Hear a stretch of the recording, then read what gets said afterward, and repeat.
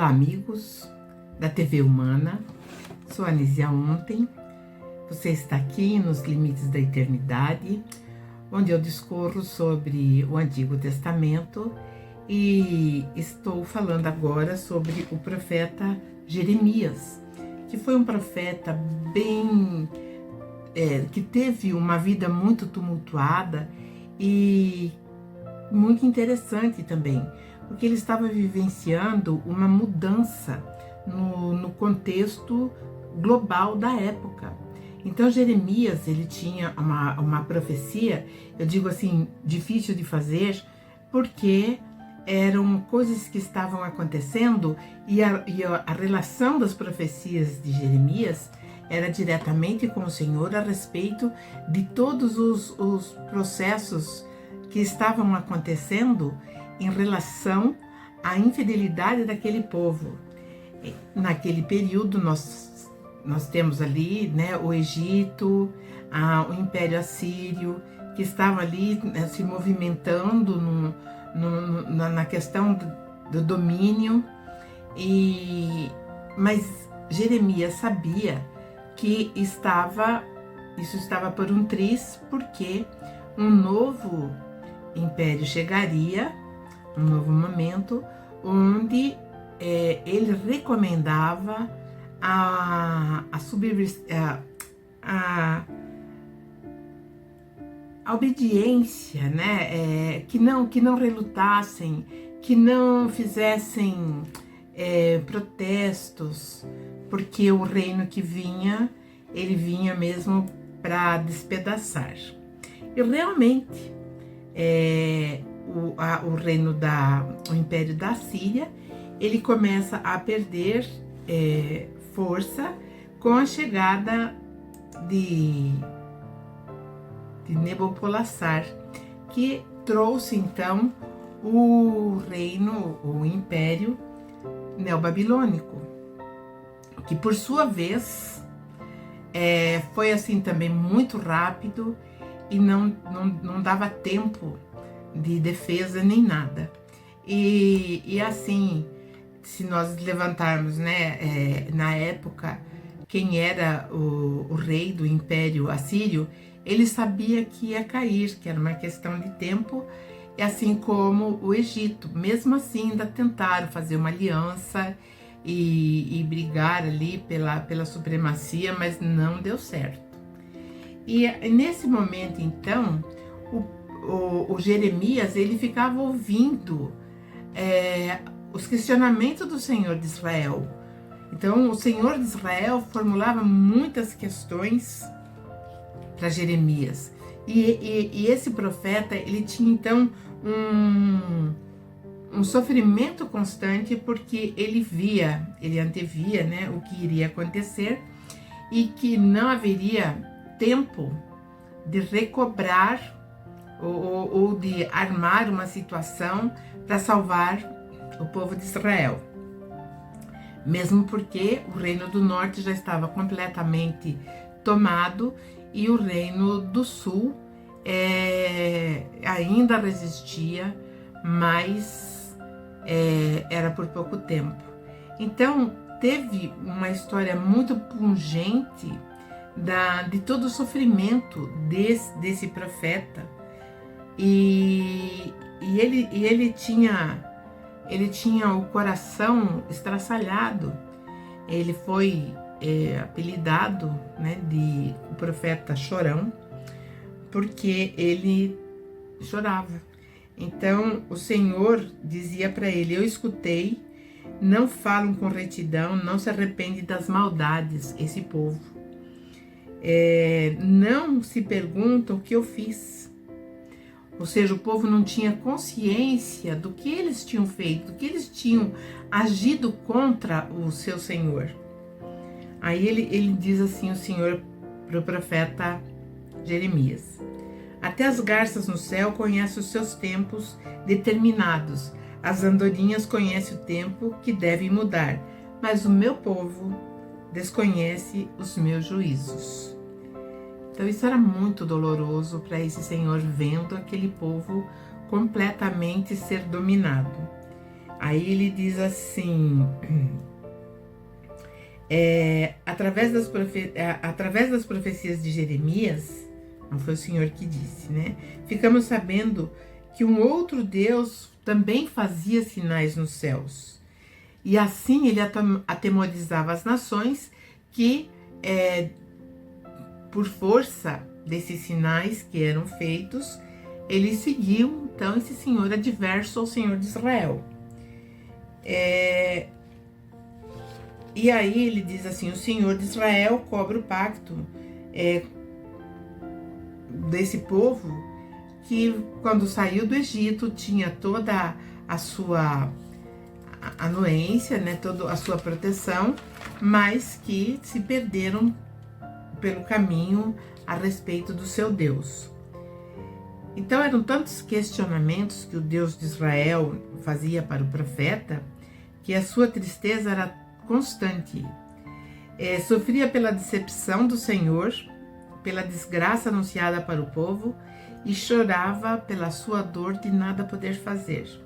E isso está registrado, ele deixou registrado no capítulo 9 do livro de Jeremias. Então ele diz, tomara a minha cabeça se tornasse em águas e os meus olhos uma fonte de lágrimas. Então choraria de dia e de noite os mortos da filha do meu povo.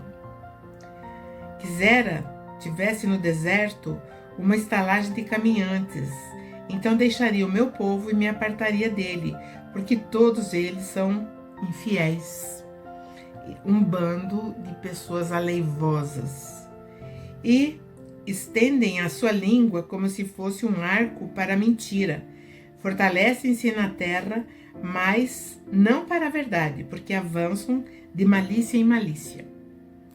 E a mim não me conhece. Então isso já eram as palavras do Senhor, que não conheci, né? E assim vai toda essa dor, tanto do Senhor como do profeta, que vai cada vez mais desaguando na impossibilidade de credibilidade, tanto das autoridades quanto do povo, em relação às suas profecias, porque quando ele falava que Israel não teria mais recurso, que era para aceitar tudo que viesse, então ele era mal visto e foi muito perseguido por isso, né? Aqui nós sabemos que Necal, né, também foi derrotado, enfim, por quem? Por Nabopolassar. E Nabopolassar estava fazendo as suas campanhas, né, de domínio, conquistando cidades, países, enfim. E aí ele teve um mal súbito e morreu. Ele morreu no auge da sua campanha expansionista. Então, o seu filho vai assumir, que era Nabucodonosor. O faraó, né, do Egito ainda tentou atacar, mas a profecia que Jeremias havia feito estava certo, né, quando ele diz que o faraó, rei do Egito, ia cair por terra, que ele ia abandonar a sua tenda e ele se arrastaria como uma serpente. E isso aconteceu, né? Nabucodonosor, ele não pôde aproveitar completamente a sua vitória em Carquemish, que era onde o pai dele estava quando morreu. Ele teve que voltar às pressas para a Babilônia, porque ali estava também, né, todas as exéquias do seu pai. Depois de oficialmente coroado como rei do Império Neobabilônico, ele ficou retido durante os anos seguintes em sua própria terra para tratar assuntos do governo. Então, nesse período que ele ficou ali alinhando todas as coisas, então Judá ficou esquecida. Uma coisa que é bem interessante, que no momento, né, em que, em primeiro momento, Judá não se recusou a pagar o tributo, mas foram acontecendo pequenos levantes. E, né, em determinado momento, então, vai haver uma rebelião muito grande de Judá. E Nabucodonosor talvez não tivesse, em princípio, pensado tanto em invadir Judá. Ele sabia que mais cedo ou mais tarde ele chegaria ali, porque era um dos objetivos dele, né? Mas na verdade, ele achava que já era ganho a conquista de Judá. E ele usou uma tática também, né? Ele impôs, né, Moabe, que era vizinho, Amon e também a Síria, que não gostavam de Judá. Então ele colocou esses países hoje, né, contra Judá, né? Mas mesmo assim Judá não cedia. Existia assim uma resistência muito grande. E aí então ele vai e marcha com seus exércitos e ele assume então toda aquela região de Judá, né? Na época tinha um rei ali em Judá. Depois que Josias morreu, quando ele confrontou Neco e ele morre então no Monte Megido, ele tinha um filho que se chamava Jeoacás, né? E então quando o Josias morreu, ele tomou o lugar do pai. E aí quando o Neco voltou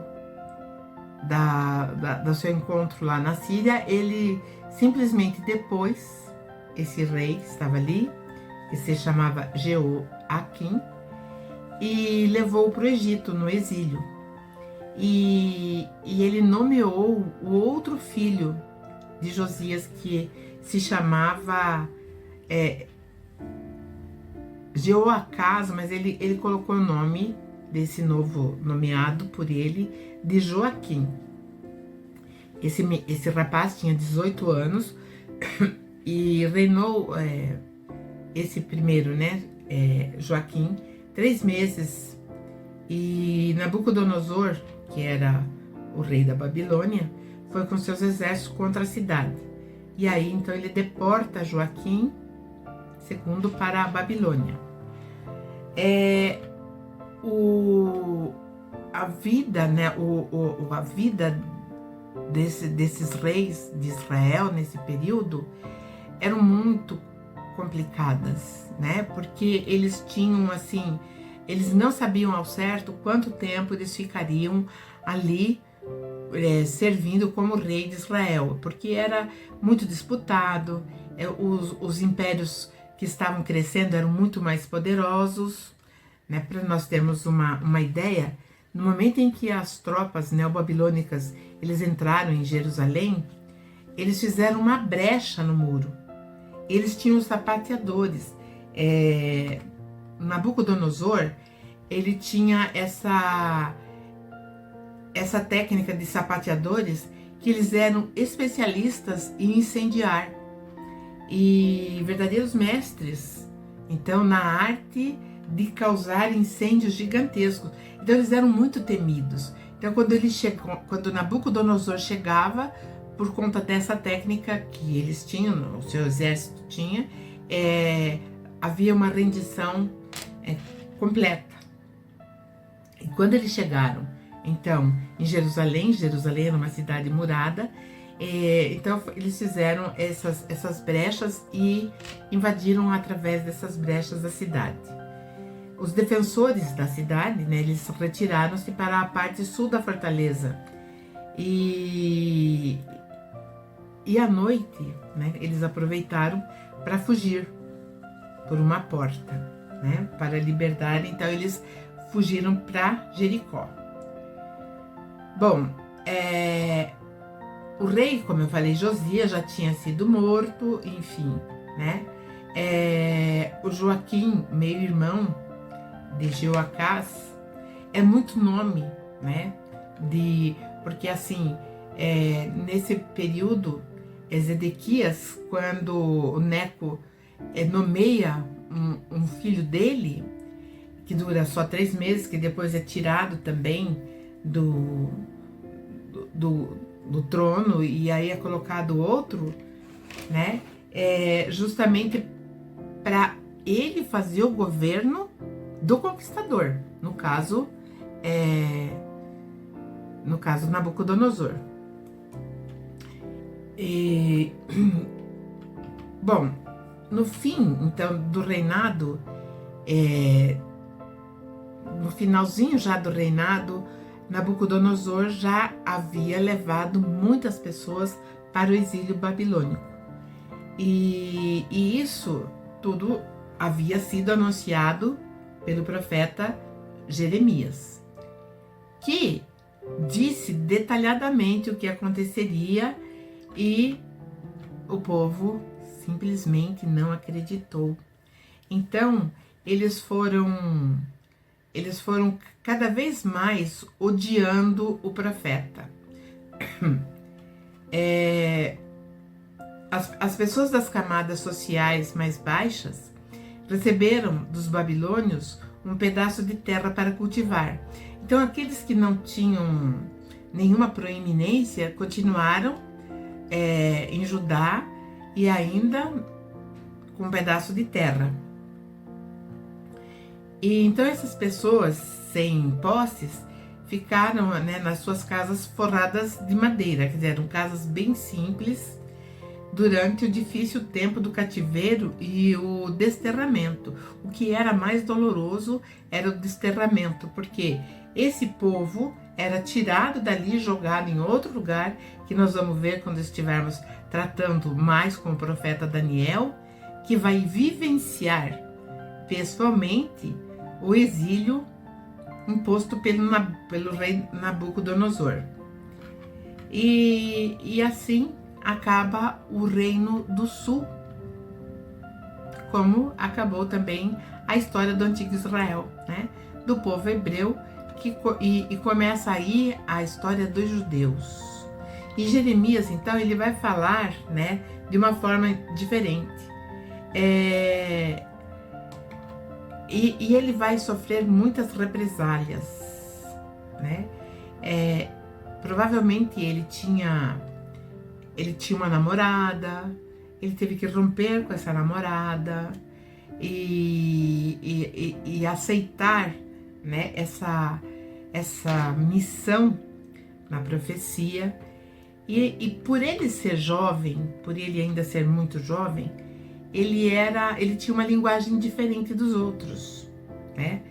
Ele chegou em determinado momento até a pensar em morrer. E ele vai falar, né, para o Senhor. Em determinado momento ele expressa essa angústia abertamente. Então ele diz: se eu pudesse consolar-me na minha tristeza, o meu coração desfalece dentro de mim. Estou quebrantado pela ferida da filha do meu povo. Então ele sofria muito, né? E aí, então, mesmo sabendo, e tinha uma outra coisa que é bem interessante nessa época, é porque mesmo com a morte de Necal, que era o faraó do Egito, a potência ainda, né, embora enfraquecida, o Egito ainda dava sinais de vida, que ele queria se reerguer. E o pior de tudo isso, né, é que o povo, mesmo ele avisando, mesmo vendo o que estava acontecendo, eles se voltaram para Baal. E como se isso não bastasse, eles ofereciam os próprios filhos em sacrifício. Então eles queimavam esses filhos no vale de Ben Hinnom, que era um lugar específico onde construíram ali um forno com aspecto desse Deus, e ali então eles queimavam seus filhos. E por isso a destruição, segundo o Senhor fala para Jeremias, seria total. Não haveria nenhuma chance mais de recuperação. Então seria total. Mas mesmo assim, em Judá havia um governo que estava mais ou menos, né, mancomunado, ou estava ali representando o Império Neobabilônico. E por isso, né, em determinado momento, surgiu um homem chamado Passur, que era, acho que, filho de algum sacerdote, que era aquele sacerdote que só falava coisa boa, que Israel seria libertada e que todo o povo voltaria. E quando Jeremias falava tudo aquilo, esse Passur, ele começou a ficar muito irritado. Nessa época nem era mais chamado sacerdote, era nomeado presidente do templo. Então o filho do presidente do templo ficou extremamente irritado com Jeremias.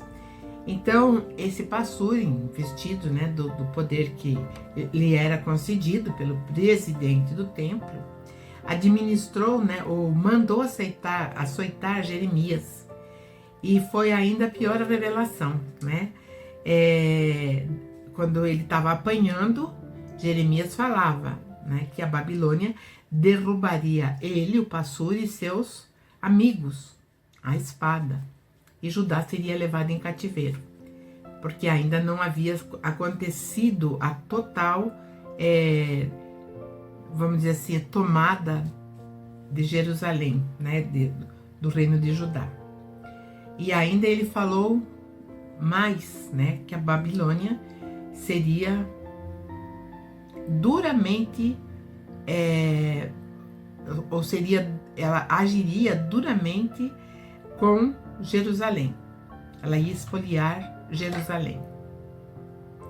Ele então vai predizendo a ruína daquele que era rei em Judá, né, que o primeiro era Jeoaquim, o outro era Joaquim, então, eram os nomes que foram escolhidos, e os sacerdotes então condenaram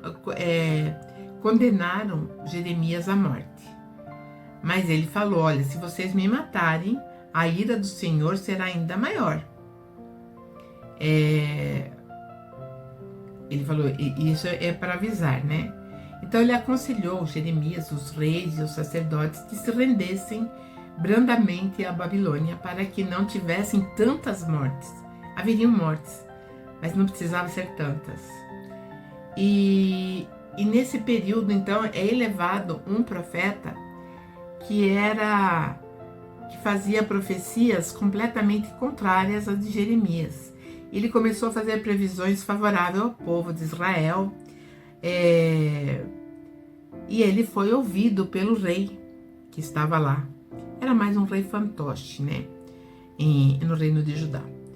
E muitos já haviam sido deportados, e Jeremias então escreve para aqueles deportados, tentando confortá-los, né? Mas, infelizmente, ele também foi preso, Jeremias, ele foi preso e foi jogado num calabouço lamacento, e lá ele foi deixado para morrer. Mas Nabucodonosor mandou que o soltassem, e foi exatamente o grande rei da Babilônia que salvou o profeta Jeremias.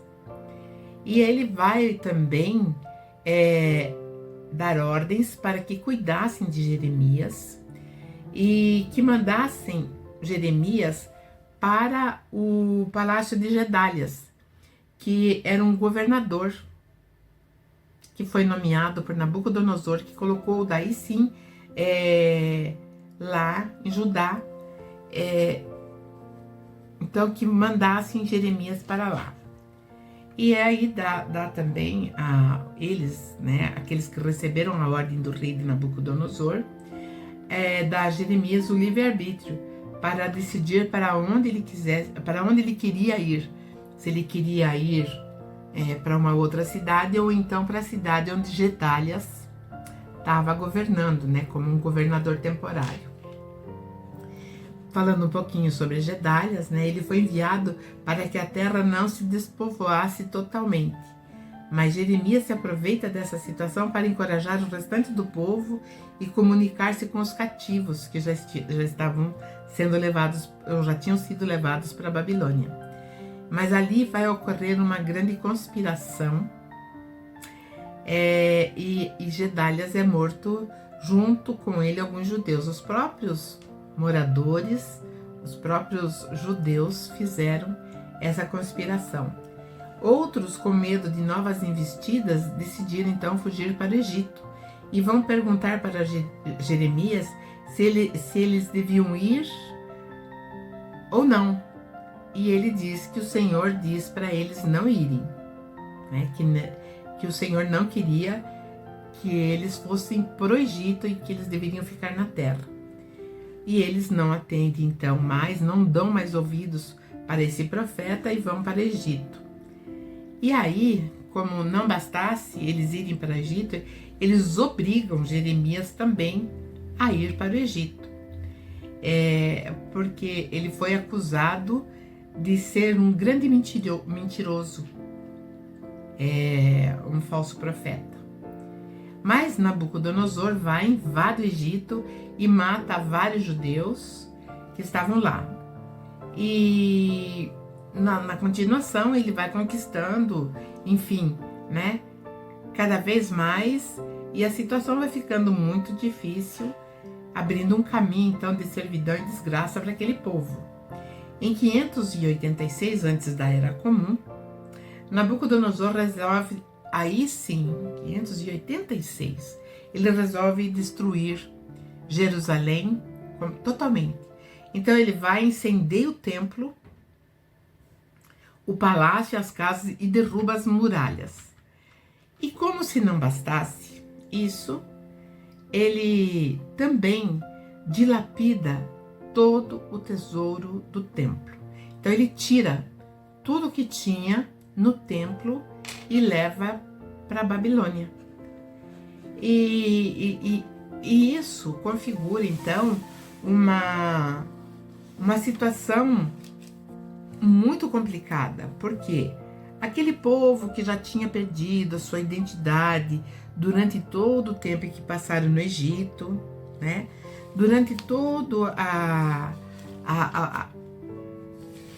eu digo assim, durante todo o esforço do próprio Moisés, durante 40 anos, conduzindo aquele povo pelo deserto. Aí eles perdem, né, o seu líder, que era Moisés, entra Josué. Josué fica 40 anos lutando incansavelmente contra as investidas dos povos ao entorno, que eram inimigos declarados, né, do povo de Israel. Não porque o povo de Israel tivesse alguma, vamos dizer assim, alguma pecha, né? Mas era justamente porque eles tinham uma missão de restituir aquele lugar, de povoar aquele lugar, tirar os invasores que ali estavam e repovoar. E quando aparece, né, surge, então os profetas, eles sempre batendo na mesma tecla para que o povo não adorasse outro Deus que não fosse o Senhor de Israel. Mas eles caíam facilmente na adoração de Baal, que tinha vários nomes. E tinha também até a esposa, a deusa Sarpanite, que era a mulher de Marduk, também chamada na Bíblia de Merodach. E ela também era adorada e faziam cultos para ela, né? E aí o que eu achei assim muito interessante é que, ao invés de Nabucodonosor mandar matar o Jeremias, ele tirou Jeremias das garras do povo judeu que queria efetivamente matá-lo. matá-lo. Então, ele passa por diversas situações, e não foi só essa prisão, ele teve outras, apanhou muito, e 2 vezes ele foi condenado praticamente à morte. E as 2 vezes ele conseguiu ser resgatado. Uma outra deusa que era também adorada naquela região da Babilônia, ali naquela região, era a deusa Inanna, que tinha também, ela tinha outros nomes, né? Como, deixa eu ver se eu lembro, a rainha do meio-dia, alguma coisa assim, chamavam ela de Asterote também, Ishtar. Então, ela era adorada. Em determinado momento, eu vou trazer a real história desses deuses. Porque, como eu já falei na primeira temporada do programa, esses deuses, eles estavam presentes na Terra. Eles trouxeram também um auxílio muito grande para a ajuda, né? Só que assim, eram vários deuses falando e foi sintetizado num só. Então, é meio confuso. Então, eu falarei contra isso, a respeito disso e tudo aquilo que Jeremias, ele vai, todos os profetas, assim como Jeremias, né? Jeremias, inclusive, tinha um escriba que se chamava Baruque. Mas a história vai ficar para o próximo episódio. E nos vemos, então, no próximo episódio. E peço a todos aqueles que nos acompanham que acessem as nossas mídias sociais, acessem a TV Humana, que tem uma grade muito grande e muito rica de programação. Agradeço a todos e até a próxima. Um grande beijo a todos.